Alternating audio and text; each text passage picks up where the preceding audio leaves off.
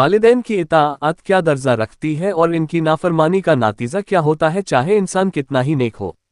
आइए इसके ताल्लुक से एक वाक़ये पर गौर करते हैं। माँ की नाफरमानी की सजा। अल्लाह के वली का इबरतनाक वाक़या। रसूलुल्लाह सल्लल्लाहु अलैहि वसल्लम फरमाते हैं कि हमसे पिछली उम्मत में एक नेक शख्स थे जो अल्लाह के वली थे, जिनका नाम जुरैज था। उन्होंने एक गिरजा तामीर किया था और उसमें वो अल्लाह की इबादत किया करते थे, नमाज अदा करते थे। एक मर्तबा हुआ यूं कि जुरैज अपनी नमाज में थे, तब उनकी वालिदा माँ आए और उन्हें आवाज़ दी कि ए जुरैज आओ, मैं तुमसे मिलने आई हूँ। जुरैज नमाज पढ़ रहे थे जो कि नफली नमाज थी। उन्होंने सोचा कि नमाज मुकम्मिल करके ही वालिदा से जाकर मिल लेता हूँ, लेकिन नमाज ख़त्म होने तक वालिदा नाराज़ होकर चली गई। फिर दूसरी मर्तबा यही हुआ। इस बार भी वालिदा ने आवाज़ दी, ए जुरैज मैं मिलना चाहती हूँ तुमसे। जुरैज फिर अपनी नमाज में लगे हुए, सोचा कि अपनी नमाज मुकम्मल कर लेता हूँ और फिर जाकर मिल लूँगा। तीसरी मर्तबा भी यही हुआ। वालिदा फिर आए और जुरैज को आवाज़ दी। जुरैज इस वक्त भी अल्लाह की इबादत में थे और माँ नाराज हो गई। फिर कहा कि ए जुरैज तू तवाइफों का मुंह देखे। ऐसी बद दुआ देकर वहां से चली गई। आगे आप सल्लल्लाहु अलैहि वसल्लम फरमाते हैं, जुरैज की जो मकबूलियत थी, इनकी जो इबादत थी, इससे लोग जलते थे और लोग वैसे ही जुरैज पर इल्जाम लगाना चाहते थे। लिहाजा कौम के शर्रा पसंद लोगों ने एक मंसूबा किया। उन्होंने एक बुरी फाहिशा औरत को तैयार किया जो लोगों से मुंह काला करती थी। उस औरत ने जुरैज के गिरजा के बाहर एक चरवाहा था, उससे अपना मुंह काला करती रही, जिससे उसको हमल ठहर गया और उससे एक औलाद हुई जो जिना की थी। जब उसको एक औलाद हुई तो औरत ने लोगों से कहा कि ये औलाद जुरैज की है।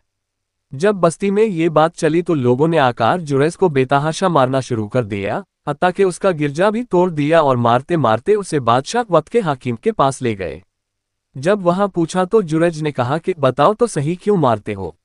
लोगों ने कहा कि तुम्हें एक औलाद है, तुमने मुंह काला किया है किसी औरत के साथ। तो जुरैज ने कहा कि उसे लाओ तो सही, वो औरत कौन है?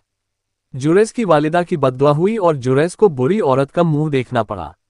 जुरैज ने कहा ठीक है, मुझे नमाज पढ़ने दो। उन्होंने 2 रकात नमाज पढ़ी और उसके बाद जुरैज ने उस लड़के से कहा, ए लड़के बता तेरा बाप कौन है? अल्लाह रब्बुल इज़्ज़त ने उस लड़के को जुबान दी और उसने कहा कि मेरा बाप वो चरवाहा है। उस नन्हे बच्चे के बोल सुनकर लोगों को बड़ी नदामत हुई। उस चारवाहे को सजा दी गई और लोगों ने कहा कि ए जुरैज चाहो तो तुम्हारा गिरजा हम वापस बना देते हैं, वो भी सोने का। जुरैज ने कहा कि नहीं, सोने का नहीं, मुझे जैसा था वैसा ही बनाकर दे दो।